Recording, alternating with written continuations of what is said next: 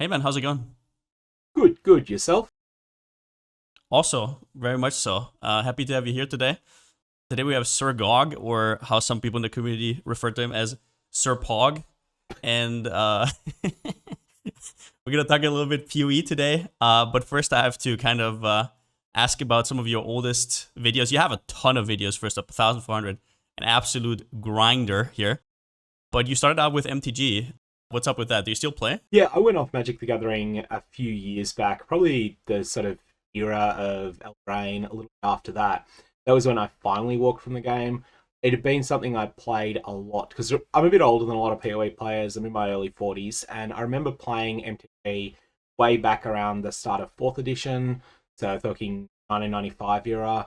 Got into it with a bunch of people that I knew, and then sort of started liking less and less of the design decisions Wizards of the Coast were taking, particularly where it became clear that a number of changes were being made to the game in order to facilitate extra monetization. Sort of Mm-hmm. thing that you get burnt with on games that have pay to cheat mechanics, and why I don't even bother starting those anymore. And over time, I found Magic was getting worse and worse in order to make it more and more profitable, and that was when I Yeah, for me, the beginning of the end was like Planeswalkers coming out, and then slowly but surely, it seemed like they went towards reprints and stuff like that, and retreading old ground that they said they wouldn't touch. I was kind of a little bit disappointed by. I mean, it was all the Hasbro stuff, but we don't need to go into that. But yeah, MTG, really fun. So I assume then you're not being paid by GGG in Black Lotuses to shill the company. Is that That is correct? correct. That is correct. Yeah. Okay, I just wanted to confirm. In general, your content is very, I would say, analytical. You have a lot of stuff that is actually, you don't just like say stuff, you actually prove stuff. You don't go out there and just make claims, which I find very refreshing. I love your videos. I think they are great for the community. How did you kind of get into this style? Because I saw a little bit of a shift over time into this. What like kind of made you change into this format? So I've always been a maths nerd, and that's meant that like I often get annoyed when I see statistical things that are just really badly misused. And I think there's a few reasons people do that. Sometimes it's just flagrant dishonesty, and people make a post with an agenda.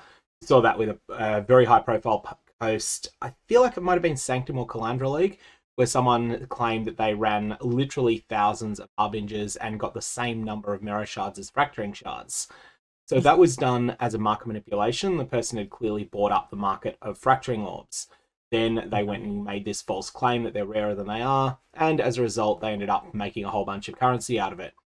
So there's some of that, but then there's also people who are like, oh, I've got 0 veiled orbs from 8 Katarinas, therefore it cannot possibly be 25%. And I feel statistics just isn't taught very well. That seems intuitively true.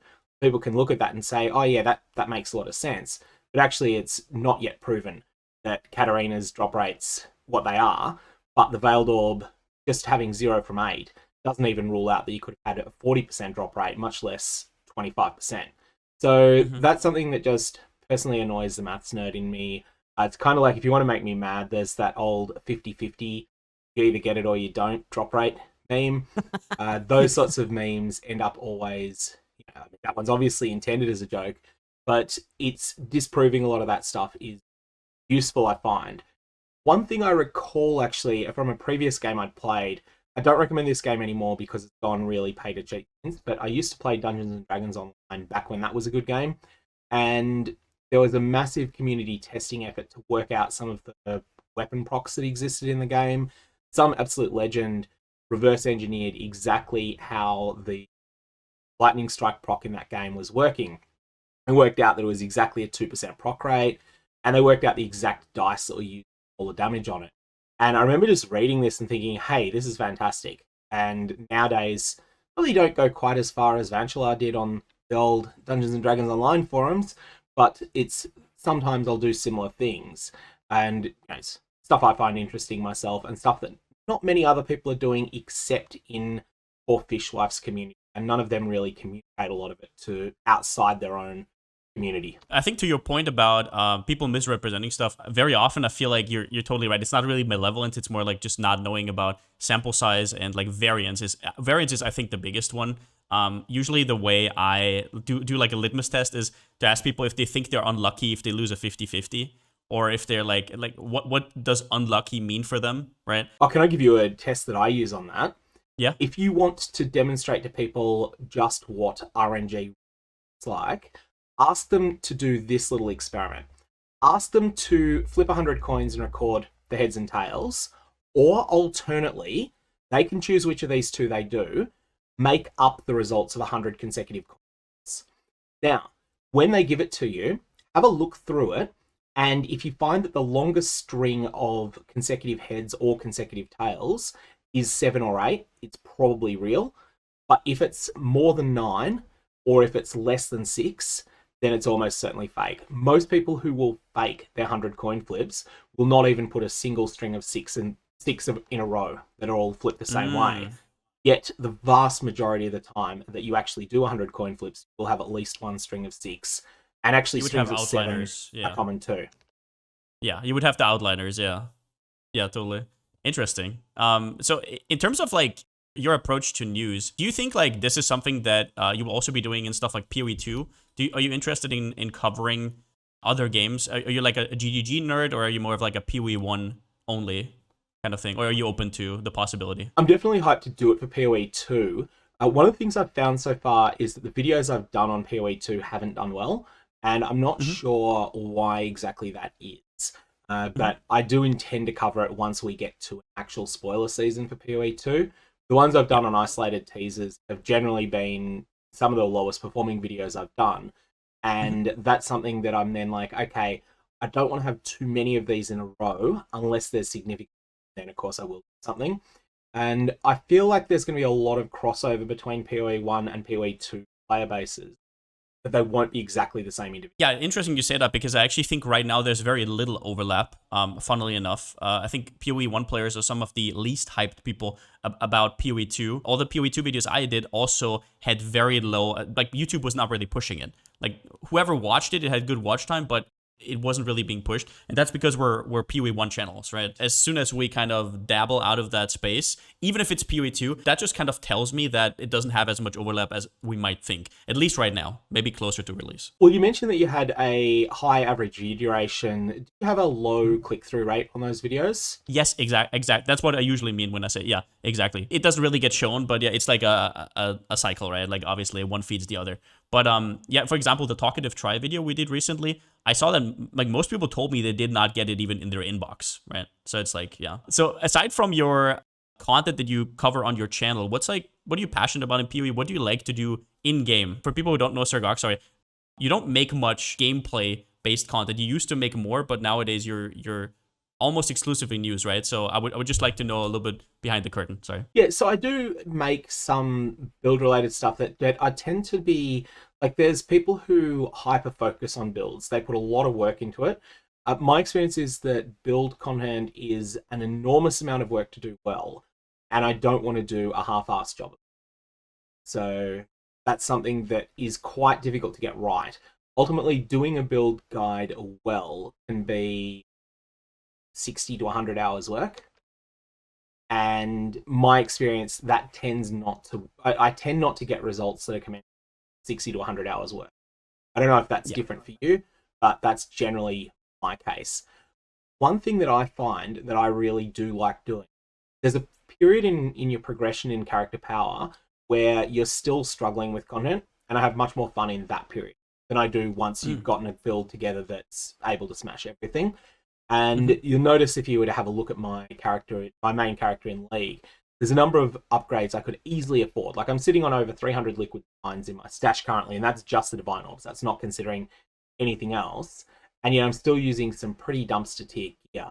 I think that the first character I played in this league has maybe, well, at least the time I put it together, it cost about 15 divines. And I think that the Forbidden Jewels, which were half of that cost, and definitely the high rolled Surrender, all of these are much cheaper. Anyways, yeah, so I'm more passionate about that period where you're still regularly failing. So in MTG terms, you would be more of like a standard player, not a vintage player, I assume? You don't like as much power? It depends upon what you're going up against. So the more difficult content is, the more that I'm willing to min-max in order to face it. Yeah. So you have like a ratio of how hard the game is to how strong you want to be, basically. Correct. Yeah, that's a good way of putting it. Yeah. Interesting. So yeah, I definitely agree with how much time build guides take. I guess with build guides, my approach isn't really that it's worth the time. For me, it's just kind of like a thing where it just oozes out of me. Kind of like I want to talk about it. It's definitely not time efficient to do build guides. I totally agree. But it's like I think it's good for like community building, and it's like people are appreciative of it, right? So it's more of that. You either go all in or you don't do it at all. Just like your statistical approach, right? You don't half-ass that either. So yeah, and I think one other thing that's the case, and this is something I've noticed in the PoE community at the moment, people tend to have really high expectations of builds. And I think it's worth remembering that some of the builds that are considered to be among the best at the moment, like you take, for instance, Hexblast Mines. This is definitely a very central to the meta build at the moment. When Hexblast Mines first broke out, from memory, it was early in Sanctum League. It was a bunch of people in the Korean language Path of Exile community had worked out a way to make Hexblast Mines work, and they were the only people playing it. Their build was very different to the mainstream ones today. They were playing with Kalm's Heart, Wrathmith Globe, and a whole bunch of life stacking mechanics, and they had a really functioning build that's quite a bit worse than what we do today. I think that the English Path of Exile community have looked at that build, said this is trash, and not iterated it in what it is now. However, that got sidestepped because when the build was mediocre, and it was mediocre, it was good enough, but it wasn't anything that was outstanding. When it was mediocre, people iterated on it and made it into the monster it is today. I think that there's this hesitation to try a build that is considered mediocre and then to do the work necessary to iterate it. If it weren't for someone like Pox, for instance, Righteous Fire would be considered trash skill by pretty much the entire community. I guess we have to separate here because, for example, Pox, I think that creators can actually just carry skills if they do enough work. Because I think, like, I don't think Righteous Fire right now is a good skill, and I'm pretty sure Pox would agree with me on that. It's just that he makes really good content about it and very thorough content. So right now, I literally think if Pox wouldn't do that kind of work and put that much work into it, the skill would almost see no play because the efficiency ratio that a lot of PoE players hold so dearly is just not there, right? But it's more of like an explosion carry device nowadays, right? What you're saying is definitely true, and this is something I talk about a lot as well, is expectations are definitely something that, I think this happened right around the defensive rework in like 3.15, 16, 17, where the game got significantly harder, and then now we have tier 17s as well. I feel like people are still stuck in the past where they're like, 10 divines, do everything in the game, kind of. I also think people don't realize that 10 divines is a lot less than it used to be. 10 exalts if you go back in older days, because these days, getting 50 of the metamod currency, there's a period when this was a sign you were a top 1% player. Now, we have last I looked, there were like 25,000 people with Mage Blood equipped in the league. That's more than 2% of the entire player base wearing Mage Blood alone. And then that's not even considering the players who could afford Mage Blood but choose to invest in different instead. For sure, yeah. No, I definitely think that it also has to do with like kind of the culture. I think as people come and go, the game gets more gatekeepy, and I definitely agree with you that I think a lot of innovation is actually stifled by people getting kind of pushback to trying out new things. I was actually really surprised that, for example, my boots video did well, right? Like, I actually don't like making good builds. It's like the least fun I had usually. It's like, if I make something like Lightning Strike, it's like, yeah, it's functional for League Start. But the most fun I have is usually stuff where I don't know going in if it's going to be good, if that makes sense. Like, I see the POB and I'm like, oh, this might be good, might be bad, kind of style. And it doesn't seem like that really gets rewarded as much anymore. There's like a feedback loop where I and a lot of other creators that I talk to don't try as much anymore. New stuff. They go more safe. Yeah, I definitely found that with the League Start that I started with. I started with an Eviscerate build, but my approach was not, I will follow someone who knows more than I do about Eviscerate and Bleed in general, which is Garatha. I'm not going to copy what Garatha's doing. I'm just going to wing it and make something that's a perfectly functional build. It was able to limp through tier 17s on day 4 gear, but it's something that was not in any way min-maxed. And it was interesting, I put up a video that was like an update on my League Starter, and that gave a snapshot of where the character was at that time, and it was very clear. This is not a build guide that you should copy one for one. If you're interested in a more min-max version of this, go and check out Garatha. And even then, you get a whole bunch of people commenting, like, oh, what a fucking scrub. Go follow Garatha's build instead. It's so much better than this rubbish. And it's like, I said repeatedly in the video, but you've just gone and looked at the POB and taken it out of context. And that's something that, I'm using an amulet that you can't replace because it's a Calandra reflecting mist, the RNG mist, the ones that aren't the ones you submit an item to drop randomly in maps. Using something I sniped off trade for that was not necessarily amazing, but that had three critical stats that my needed. Just the implicit having some intelligence on it, so they could fit all the gems, a huge go of chaos resistance, and a gob of dot multi.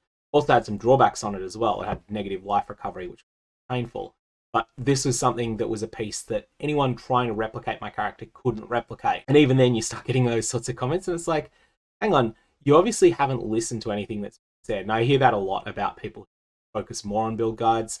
A lot of people will just open up the video, grab the POB, and completely disregard any contextual warnings that you put in there.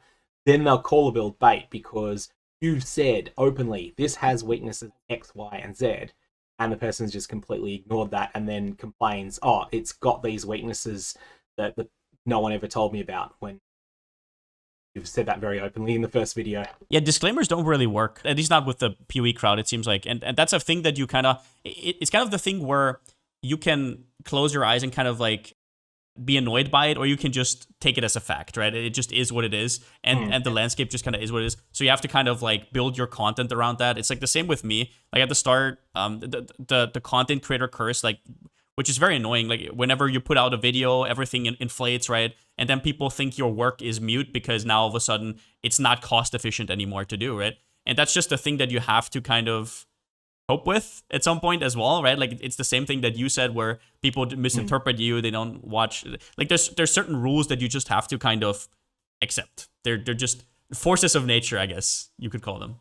Right? Yeah, I agree with that. Your success recently has been pretty big, and as somebody who's been following you for a while, I didn't really see much change in terms of your content. Like your content, I think, was always great, but something clicked where you have been absolutely popping off. Tell me what you think it is, and why is it the thumbnails?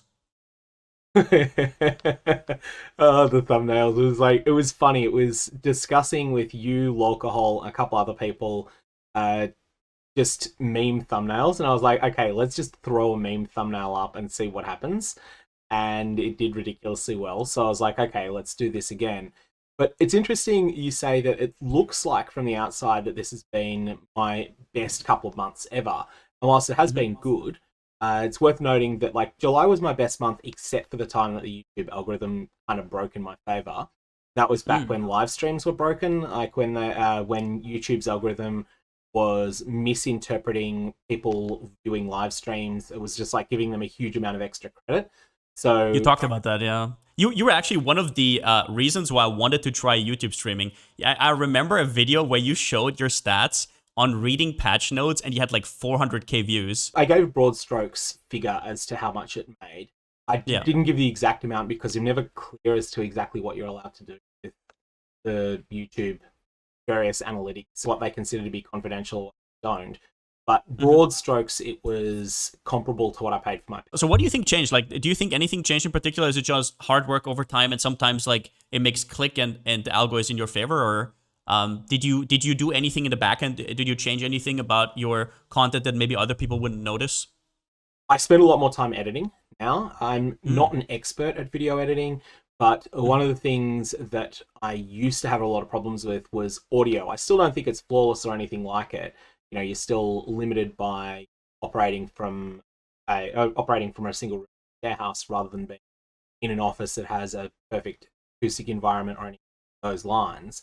But there's a huge improvement to just de-umming and de-arring videos, and I've just gotten faster at doing that, so it feels like less of a pain to do all of that work. Used to be what I would do is I would polish up the first minute or two of a video, then only fix the egregious things after that. Whereas now I do tend to go through the whole thing. The other thing is just knowing when a video's super timely and has to go up right now, and when I can afford to spend more time polishing it. But I definitely feel like some days I spend more time in DaVinci than I do in Path of Exile, and that can be really frustrating. Yeah, that's the content creator thing. You want to play, but yeah, you gotta Gotta do the content so what you play actually like goes out there. What you're saying is definitely true. Like I didn't notice the editing, but it's one of those things where you don't notice it, but it's noticeable, kind of. Like you only know when it's missing, kind of. And your audio definitely got better, but your cam is now a different angle. That's that's something longtime viewers will know. Like you must have had that so much over the years. Was there like a thing where you, at some point you thought this is kind of my thing, I don't want to change it, or like maybe we can find an older video? Yeah, so for those of you who haven't got the sort of background to this, I operate on a desk, just a fairly standard desk. And what I used to do was have the camera down on the desk itself. So just basically close to where my keyboard is and pointing up. And people would either call it the GOG cam if they were feeling more charitable, or the nostril cam if they were feeling less so. And that's basically what it was. Anyways, that was simply due to the old camera that I used. That camera abruptly died. I really liked that camera's sound, but the video quality was quite a bit worse. And then eventually I was like, okay, I've just got to buy separate equipment. So I picked up it's a Kaio X camera and a Blue Yeti Mini at some point as the sound and audio solution. So they're separate devices now. And that means that I can have the camera sitting top of my monitor. And then I can also have the mic sitting to the side. The other change that I made that I think a little bit ago, but that is definitely paying off, is just having a ring. Lights are the thing that content creators never think of until someone points out, gee, lighting's terrible. And then you're like, why don't I look into that? And it's definitely, once I found the right setting where it's not hurting my eyes and it's so there as something I can leave on for an entire video and it doesn't hurt my eyes. And that video might take a lot of takes to record. That was an absolute godsend. One of the most fun things about YouTubing and stuff is like learning a lot of small skills. Like you kind of get humbled real quickly. Like for example, lighting. All of a sudden you're watching like interviews of directors who tell you about how to light the correct way and whatnot, and you're like, oh, this is harder than I thought. I never thought about this, right? Like you hear about audio and equalizers, and you never thought about that in your life, and you're like, oh, this is harder than I thought, and you become kind of like this jack of all trade almost. Yeah, I had a bit of a sense of audio EQing just from back when I used to host karaoke circa 2010. And that was something that was a really useful skill that carried over. Not that I was ever an expert at it, but I just knew the basics of working around a mixer and then figuring out ways to do that in DaVinci Resolve eventually. Like, okay, I've got to deal with this sibilance. And once I decided, all right, I'll deal with that, was then researching how to do it, finding a very simple system where I could just go, all right, I'm going to put in a hard cut starting from around 4700 hertz, and that fixed a lot of problems there. I've Crouching Tuna helped me a lot with it. Told me certain things, like at certain things you want to make like a cut so your nose voice or whatever doesn't get recorded and whatnot. There's so much to learn about it. It's actually crazy. And there's also just different degrees you can take it to. At some point you have to say that this is not a professional enough production to warrant spending as much time as I could. Like, I could keep making this better, but ultimately there's a pretty limited return on investment of putting 32 hours of editing into a video when you know already going into it that unless it's extraordinary, it's going to make about 7 hours of minimum in terms of what it's going to pay you. Yeah, no. Like, editing-wise, I totally agree. I almost feel like if you edit too much, there's definitely an audience that likes scuffed stuff in gaming, like where if you overproduce, they feel like it's fake. It's like in PoE, it goes as far as a lot of people feel like if you speak up, right, if you're not like, hey guys, about my video, right, like you become less credible almost, right? So you definitely have to walk a fine line there. But like, I still love the process of learning small things, so I guess that's why I put in time sometimes. But it's not about like just the quality of the video. It's like more, yeah, stuff like that. We already talked about PoE 2. So you said that you are interested in trying it, but right now the numbers don't really work out. I think, like I said, that has a lot to do with just the game not being as hyped yet. Like, people have been waiting for 5 years. It's kind of like the boy who cried wolf. It's like, we're gonna release tomorrow. It's like, no, you're not, right? Like, people are just waiting for something that actually happens, and I think then there's gonna be a floodgate that's gonna be opened, and I'm sure you're also gonna try. Do you think you're gonna make more maybe gameplay related stuff? Do you think the community maybe is gonna be less gatekeepy when it comes to build guides and stuff like that? Do you maybe want to spread out a little bit? Yeah, I think your expectations will be lower early on because essentially a functioning build in Path of Exile 1 is pretty easy to put together. A very strong build is very hard to put together, and there's not much interest in playing. I'm curious how that balance lies in PoE 2 and just how broken the best things you can do are early on. It wouldn't surprise me if broken as, I don't know if you played back when Uberatsu was brand new, but snapshotting was completely off the charts broken back then.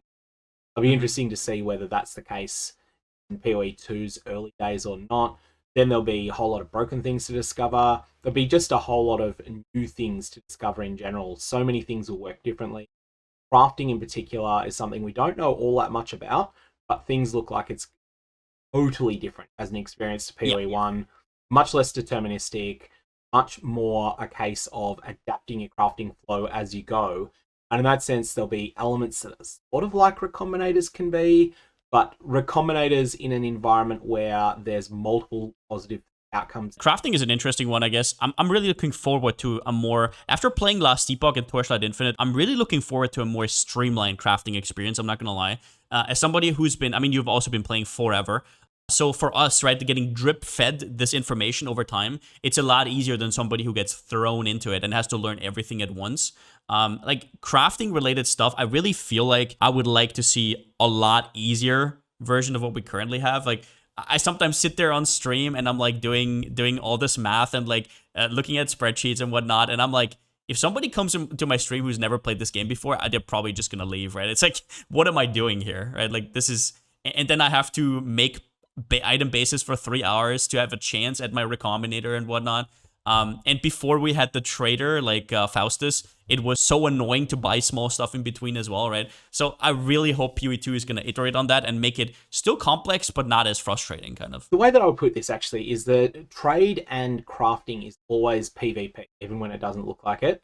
And when an environment is PvP, you end up with people going to extreme lengths to get an edge. And that's just part of the competitive aspect of the game, part of the fun for them. And when I say trade is PvP and crafting is PvP, that's because there's always the outbidding, there's always the undercutting, all this sort of stuff that's going on. That's where the competition is. Not that it's actually involved in your character going and defeating other ones in combat.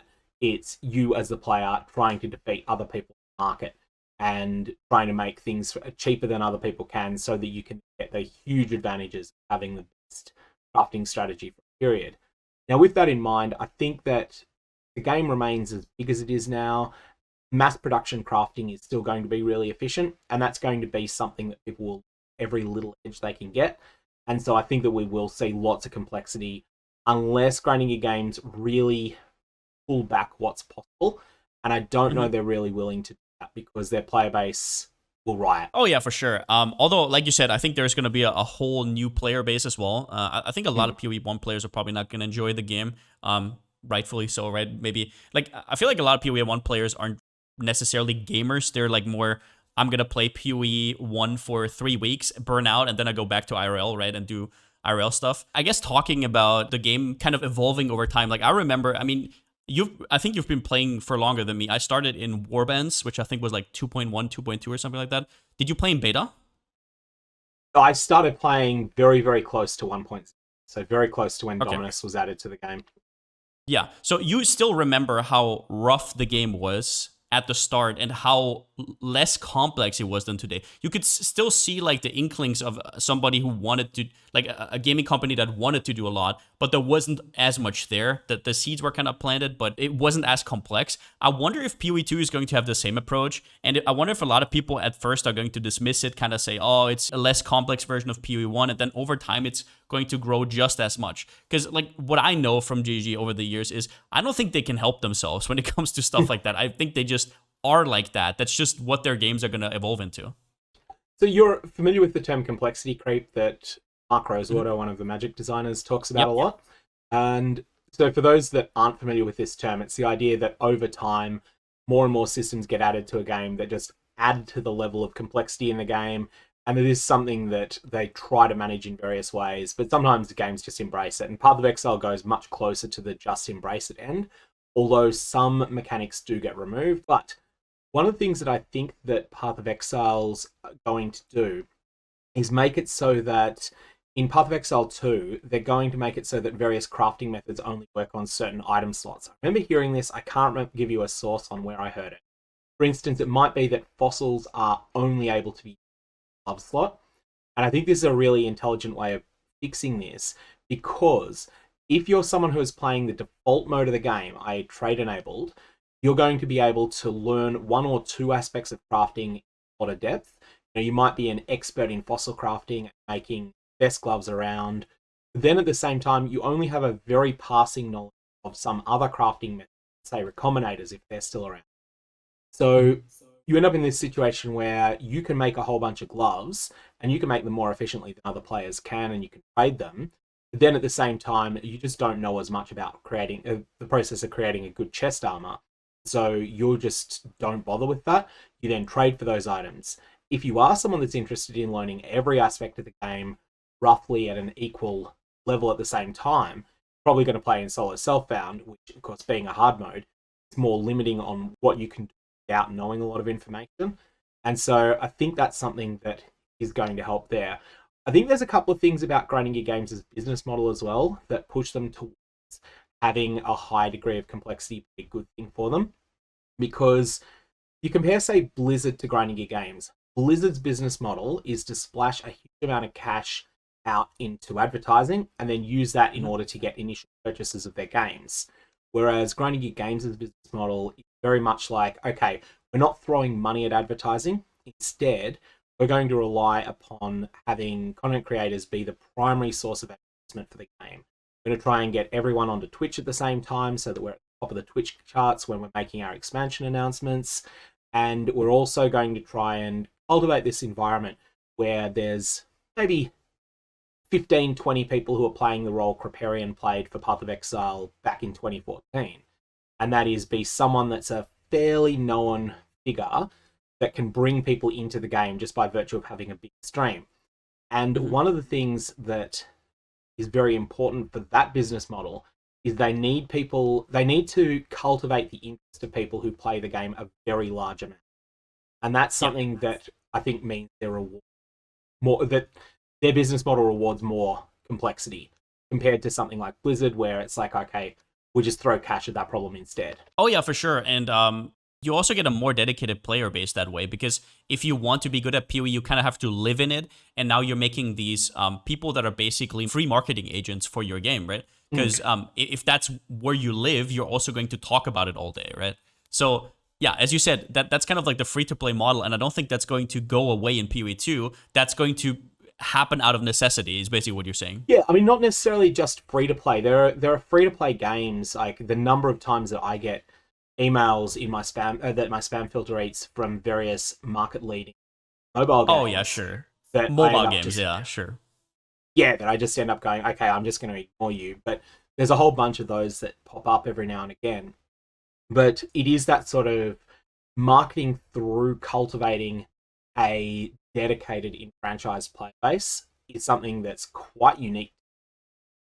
And also a few indie games as well, but it's definitely something that's very different to a lot of other things, and it does change the game, and it does reward Grinding Gear Games for having a more systems. Yeah, I think for a lot of indie games, it's more out of necessity because they don't have the money behind them. But GG would have the money behind them to do marketing campaigns and stuff like that. Maybe not on Blizzard level, maybe not get Mag and Fox, but I don't know, maybe you could get like a B or C lister or something. I don't know exactly. But I think it just worked for them over time, and that's just what they stick with. And it also makes them seem a lot more down to earth, I feel like, which is what they're also going for, right?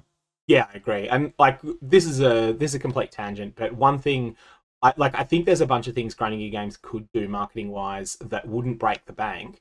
There'd be two main groups that I would be targeting if I was them. I'd be targeting people who go to sci-fi / adjacent films at the cinema, and I'd be putting out PoE 2 video ads at the cinema, particularly. And the other group that I'd be targeting people who read various fantasy literature, and particularly lit RPG, which I'm surprised. Like if I was at Granny Games and I was involved in marketing there, I would be looking at some of the mid-listers in that genre, which is not something that's a huge thing, but it does have a dedicated fan base that has a lot of crossover with gaming. And I'd be actually commissioning novels set in Rayclast. That would be something that would end up being a bit of a win-win, because it would get those authors a bunch of exposure and get them some certain money, and at the same time would be a way for Grindy Games to tap into that market that I think no one really markets to at the moment. But anyways, that's a bit of a tangent. I'm definitely known for going off on tangents. So you would try to kind of cater more towards players that are more prone to deep diving into stuff anyways already, and kind of present them this game that kind of gives them that outlet in game form? Basically? I feel Granny Games does that already, like to some extent. Yeah. Like a lot of their system That's designs, what I was going to say, yeah. Like, I feel like if this game was from Blizzard, one thing that would be very different if you were to take the Settlers mechanics, one thing that would be very different is that the shipping of crops would be much more simple than this, and it would just be a simple thing of ship out 200,000, get back reliable reward. Ship out 1 million, get back reliable reward that's roughly 5 times the value of the 200,000 one. Ship out 5 million, get back 5 times that. It would be very, very reliable, very, very easily good. Whereas instead, Grinding Gear Games go with this thing that's really obfuscated and unclear, and it turns out that sending shipments of 50 million ends up providing you with more mirror shards, not just more mirror shards per shipment, as you expect, but also more mirror shards per unit of food that's shipped off, which is kind of counterintuitive, and it's definitely the case. Like I'm absolutely convinced by the research done that sending off a 50 shipment on average gives maybe 200 times as many mirror shards as you would get for sending off a 1 million shipment, and that's something that requires a bunch of community engagement to work out and then to theory craft around. Interesting you say that, because I feel like GGG almost loves doing that, where they're like, we're going to obfuscate this in a way where you're not going to figure it out immediately, and we want you to figure this out, and if you don't, too bad, right? Like, they actually think about stuff like that. Whereas, yeah, I mean, for Blizzard, it's just probably an easy formula, and I mean, people are gonna figure it out eventually. So why even bother? Kind of, it's like a game inside a game for GG a little bit, and I think they take pleasure in people not knowing certain things 100%. Yeah, definitely, and I think that's something that, like, even, and I will say, like, I don't have much respect for Blizzard of 2024, but I did have a lot of respect for Blizzard of 2000, 2001 era. And even then, they had the more transparent approach then, because it fit with what they were doing. I think you could download drop tables for Diablo 2. Yeah, I mean, that about concludes it. I'm definitely looking forward to what you're going to do in the future. Thank you for being here today. Yeah, thanks for having me on. It's definitely been a bit of fun and a bit of a chat with someone who I first recall interacting with way back in 3.6 with an old fracturing fossil, back when fracturing fossils functioned differently, and you did a fractured fossil service for me. Ah, really? Really? Was that the int amulet? Correct, yeah. The funny thing is I never ended up that was my using mode. it. Oh, sorry? Funny thing is I never ended up using it, but it was something that I was like, oh, this is a cool trophy, and remember, getting something off back then. Like, oh, this is cool. Ah, that's funny. Yeah, that was one of my first Reddit threads as well. I think that was like, I had so much time during uni, and I was just like slamming together. That was it. Yeah, that was in synthesis. Yeah, interesting. Interesting. Cool stuff. I didn't even know that. That's a cool one. Yeah, thank you for everything you do in the community. I think your videos are awesome, and keep doing what you're doing. I don't know what else to say. That's the outro, I guess. Yeah, I always love having a weird outro. So I always love having a weird sort of catch around comments. So one of my favorites is keep yourself in trouble. Yeah, okay. Then I would say, SirGog, keep yourself in trouble, and see you around. Catch you, mate. Have a good one. See ya.